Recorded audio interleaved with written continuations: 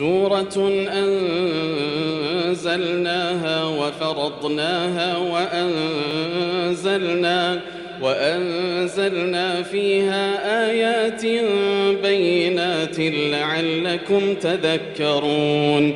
الزانية والزاني فاجلدوا كل واحد منهما 100 جلدة ولا تأخذكم بهما رأفة في دين الله إن كنتم تؤمنون بالله واليوم الآخر وليشهد عذابهما طائفة من المؤمنين. الزاني لا ينكح إلا زانية أو مشركة والزانية لا ينكحها إلا زان أو مشرك وحرم ذلك على المؤمنين.